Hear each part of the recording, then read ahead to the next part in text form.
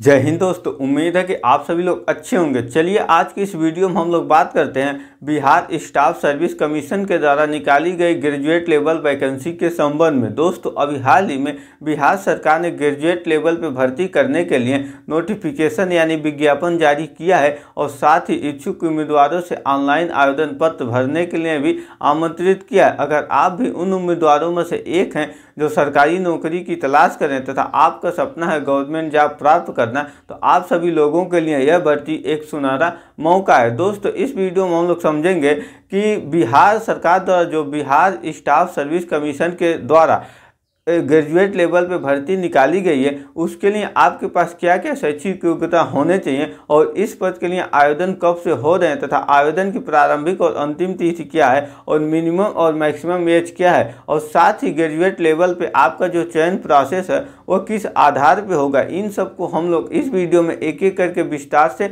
समझेंगे। दोस्तों अगर आप चैनल पर नए हो तो चैनल को अवश्य सब्सक्राइब करें तथा अपने दोस्तों के साथ भी शेयर करें। तो जो बिहार सरकार है ग्रेजुएट लेवल पे जो भर्ती निकाली है उसमें वेरियस पोस्ट यानी इसमें विभिन्न पोस्ट हैं, जैसे आपका स्टेनोग्राफर का हो गया, कनिष्क का हो गया, प्रलेखा का हो गया, इस तरह से अलग अलग पोस्ट हैं और इसके लिए कुल मिला के सरकार ने 1481 सीट निकाला यानी 1481 लोगों की इस पदों पे ग्रेजुएट लेवल के पदों पे भर्ती किया जाना है, जिसके लिए आपके पास जो शैक्षिक योग्यता होने चाहिए आप bachelor degree any stream from a recognized university यानी आप भारत के किसी भी यूनिवर्सिटी से किसी भी विषय में आप स्नातक डिग्री प्राप्त किए हो तब आप इस पद के लिए ऑनलाइन आवेदन पत्र सबमिट कर सकते हैं। और साथ ही इस भर्ती के लिए आवेदन करने के लिए आपकी जो मिनिमम उम्र होनी चाहिए वह 21 साल होनी चाहिए।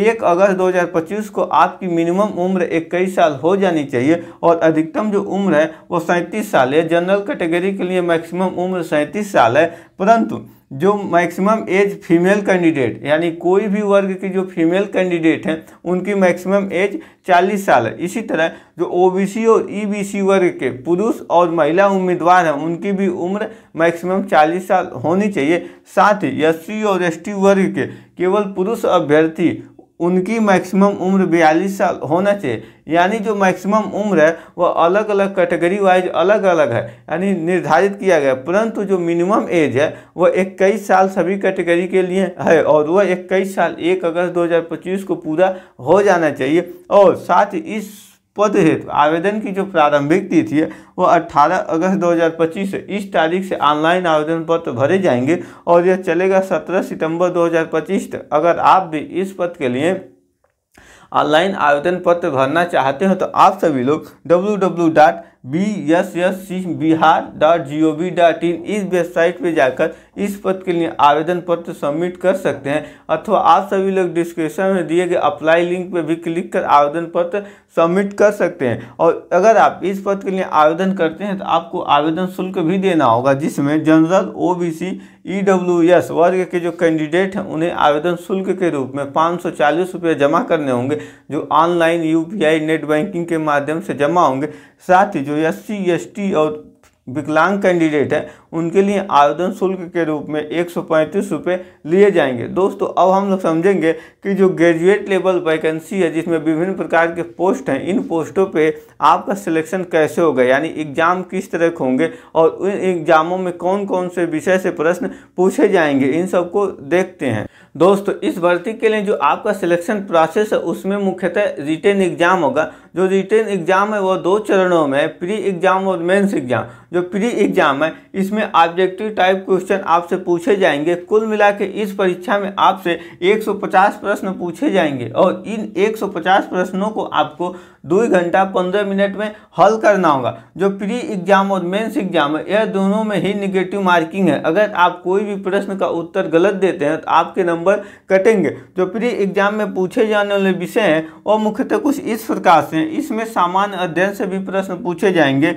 समसामयिकी इसका मतलब करंट अफेयर से भी प्रश्न पूछे जाएंगे, भारत और उसके पड़ोसी देश, जो भारत अपना देश है और उसके इर्द गिर्द जो पाकिस्तान, नेपाल, भूटान, बांग्लादेश, अफगानिस्तान जो पड़ोसी देश हैं उनसे भी संबंधित प्रश्न आपसे प्री एग्जाम में पूछे जाएंगे। इसके अलावा जनरल विज्ञान यानी सामान्य विज्ञान से और गणित से भी प्रश्न पूछे जाएंगे। साथ ही मानसिक क्षमता जो रीजनिंग होता है उससे भी आपसे प्रश्न प्री एग्जाम में पूछे जाएंगे। दोस्तों अगर आप प्री एग्जाम क्वालिफाई करते हैं तभी जाकर आपको मुख्य परीक्षा यानी मेंस एग्जाम देने का मौका मिलेगा। मेंस एग्जाम में जो प्रश्न पूछे जाएंगे उसमें हिंदी है, सामान्य अध्ययन है, सामान्य विज्ञान और गणित है और मानसिक क्षमता और जांच, इन सब से प्रश्न आपसे पूछे जाएंगे।